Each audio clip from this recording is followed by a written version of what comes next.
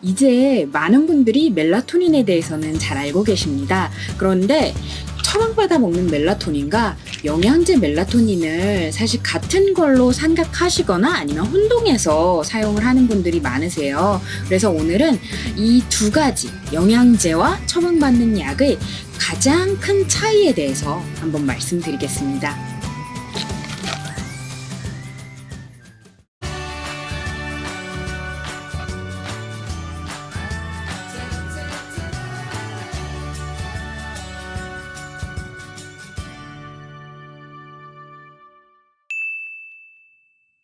안녕하세요. 병원 밖에서 만나는 의사, 병원 밖 의사 김유연입니다. 오늘 오랜만에 수면장애, 불면증에 대해서 좀 말씀을 드리려고 합니다.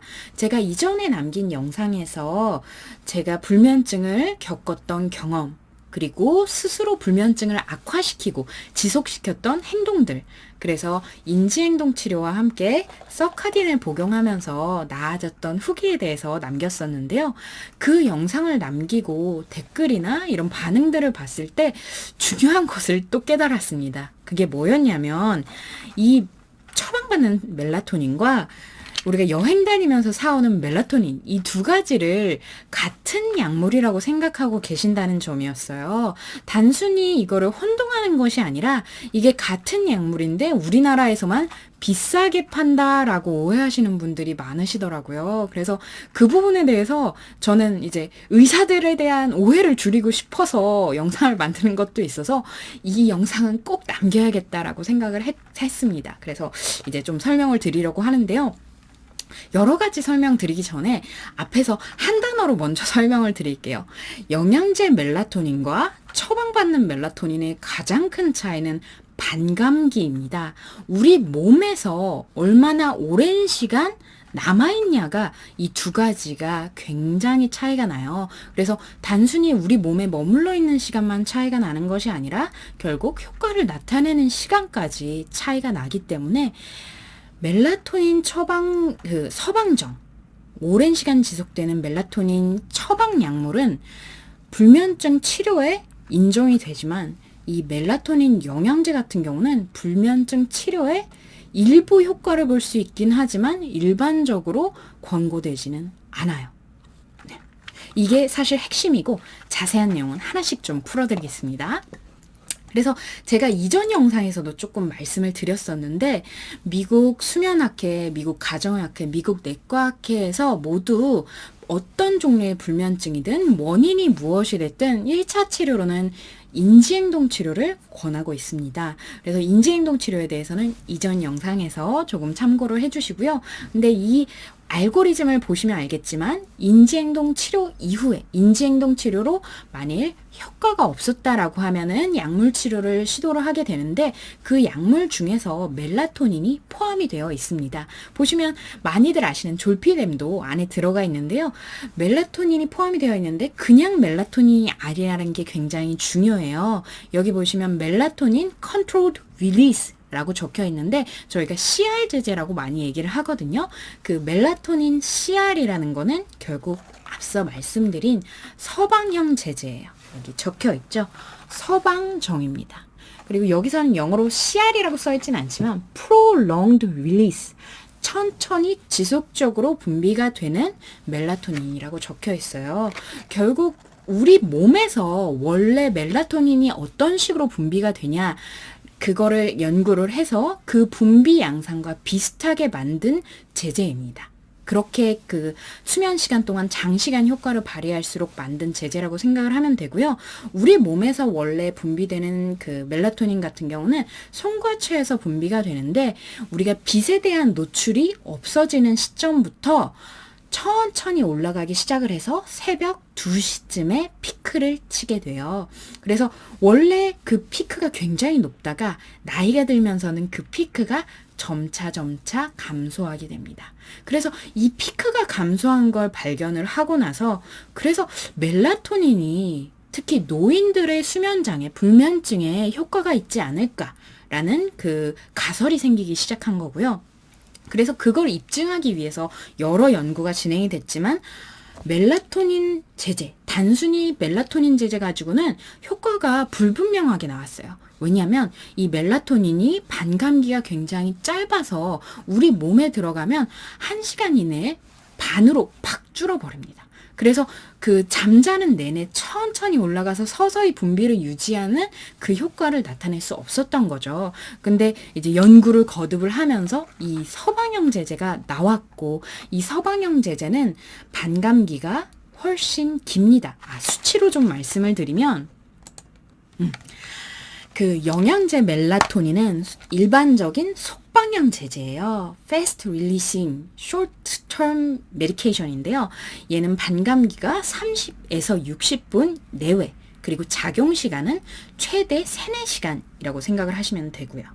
그래서 이게 만일 말씀드린 것처럼 정말 잠에 꼴딱 빠지는 것만 힘들다, 혹은 시차를 적응할 때, 그럴 때는 효과를 일부 볼 수는 있습니다. 그렇지만 전반적으로 불면증의 치료에 활용되기는 조금 어렵고요. 그에 비해 이 서카딘, 멜라토닌, 서방형 제제, 서방정 같은 경우는 반감기가 4시간, 그리고 작용 시간은 8시간에서 10시간까지 지속이 됩니다. 그래서 얘는 아까 보여드린 것처럼 불면증의 치료 약물 중에 첫 단계에 포함이 되어 있어요. 얘는 안 되어 있지만요. 그래서 이걸 많이 복용을 하시고 효과가 있었다라는 분들도 분명히 계실 거예요. 중요한 게 효과가 있었다라고 하면은 가격도 훨씬 저렴하다라고 하면은 저는 지속하는 데 큰 문제가 없다고 생각을 합니다. 특히 이 멜라토닌 같은 경우는 복용하는 것 자체뿐만이 아니라 복용을 하고 나서 내가 수면 위생을 개선하기 위해 복용을 한 다음부터는 일부러 자극이 강한 것들을 TV를 크게 틀어놓는다든지 아니면은 휴대폰을 많이 본다든지 하는 활동을 줄이게 되면 당연히 저는 이 멜라토닌의 효과보다도 이제 그런 인지행동요법, 수면 위생 개선 이런 게 효과를 보일 수밖에 없거든요. 그래서 만일 효과가 있다라고 하면은 시도를 해보지만, 만일 실제로 내가 불면증이 지속되는 상황이다라고 하면은 얘보다는 사실 얘가 의학적으로는 더 맞다는 거를 이야기를 좀 해드리고 싶었어요. 그리고 또 하나 꼭 말씀드리고 싶었던 부분이 있는데, 그게 뭐냐면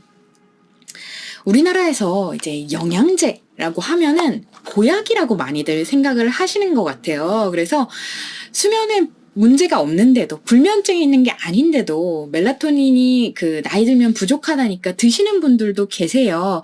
근데 사실 그럴 필요는 저는 없다고 생각합니다. 제가 종합영양제에 대해서 말씀드릴 때도 이야기했던 부분인데, 부족했을 때 보충하면 효과가 있는 거지, 부족하지 않은 상황에서 과다 복용했을 때 그게 더 좋아지는 효과가 나타나는 것은 사실 아니에요. 기본적으로 영양제라는 것들도 내가 부족할 거라고 생각을 해서 저는 영양제를 챙겨 먹는 거지, 이거를 먹으면 슈퍼파워가 생기는 거라서 복용을 하는 게 아니듯이 수면 영양제라고 얘기를 많이 하는 멜라토닌도 마찬가지입니다. 그래서 만일 이 멜라토닌 영양제를 복용하고서 효과를 못 보셨다라고 하면 말씀드린 것처럼 효과가 없을 가능성이 높아서 효과를 보지 못한 경우일 거예요. 그래서 사실 얘랑 얘가 다르다는 거를 한번 생각을 하셔서, 요 제제도 특히 얘 같은 경우는 결국에는 수면제 같은 이렇게 확 깔아지는 작용이 없기 때문에 내가 스스로 수면을 위해서 노력할 수 있는 환경을 만들어주는 거거든요. 조금씩 졸리게 만들어준다고 생각을 해주면 되는데, 그래서 그런 노력과 함께 병행을 했을 때 가장 큰 효과를 발휘하는 제제이고, 아무래도 내 몸에서 원래 분비되는 성분을 활용한 약물이라서 조금 거부감이 좀 덜할 것 같아요. 그래서 내가 분명히 수면이 좀 질이 떨어지고, 그리고 특히 저는 사실 제가 처방을 했던 경우들이 보통 피로를 호소하는 교대 근무, 야간 근무 하시는 분들에게 종종 처방을 했었던 제품인데, 아무래도 그분들은 수면의 질이 좋기가 힘들거든요. 그래서 이거를 복용을 하면서 복용한 시점부터는 암막 커튼 치고 핸드폰 던져놓고 잘 준비해라 라고 말을 하면서 처방을 했을 때 조금 효과와 환자들의 만족도가 높았던 경우가 이 약물입니다. 그래서 한번 꼭 이 얘기를 좀 하고 싶었어요. 얘가 비싸서 우리가 처방을 하려는 것이 아니고 뭐 사기를 치려고 하는 것도 아니고 이 영양제와 처방하는 멜라토닌에는 그 말씀드린 것처럼 그 반감기라는 상당히 중요한 차이가 있고 가이드라인에서도 이게 불면증의 치료에 효과가 있다라고 나오는 것이 아니라 정확하게 적혀 있습니다. Controlled Release, CR, 서방형 제제, 멜라토닌 서방형 제제를 불면증의 약물 치료에 활용을 한다라고 적혀 있습니다. 그래서 그 두 가지 차이를 좀 기억을 해 주셨으면 좋겠고, 그렇지만 다시 한번 강조드리지만 사실 불면증이 생겼을 때 제일 먼저 해야 되는 거는 약물 복용이 아니라 사실 인지행동 치료라는 거. 그래서 특히 이제 불면증이 심하신 분들 같은 경우 더더군다나 약물 치료에 조금 더 의존을 한 경향이 있는데 인지행동 치료는 꼭 병행을 좀 하셨으면 좋겠어요. 많은 것을 하지는 않더라도 사실 상담을 통해서 뭐 그 12주기 이렇게 같이 하면 좋겠지만 거기까지 만약 못하겠다 하시면 침대에 있는 시간 줄인다. 침대에는 잠들 때만 눕는다. 그리고 두 번째, 어찌됐든 매일 같은 시간에 일어난다. 그래서 아까 말씀드렸듯이 침대에 있는 시간은 줄인다라는 거는 아침에도 일어나면 무조건 눈 뜨는 거예요. 그 침대에서 일어나 버려야 돼요. 예. 그래서 침대에 누웠을 때 우리 몸은 쉬어야 된다라고 인식할 수 있게 이 두 가지 지켜주시고, 그리고 수면제를 처방을 하던 이 멜라토닌을 처방을 하던 제가 꼭 드리는 말씀이 8시간을 자야 된다라고 많이들 생각을 하시지만 사실 8시간 못 잤다고 스트레스 받으신다라 분들이 굉장히 많으신데, 만일 일상생활에 내가 지장이 없다, 6시간 자는데도 내가 낮에 쌩쌩하다라고 하면은 8시간 못 자서 스트레스 받을 필요 전혀 없습니다. 그런 부분은 사실 꼭 다시 얘기 드리고 싶었고요. 만약 안 보신 분들 있다면 제 이전 영상에서 인지행동 치료에 대해서 한번 들어보시고, 그리고 인지행동 치료를 하는 그 정신과 의원을 좀 도움을 받아보시는 것도 좋을 것 같습니다. 네. 지금까지 병원박 의사 김요은이었고요. 다릅니다. 네. 우리 모두 같이 건강합시다.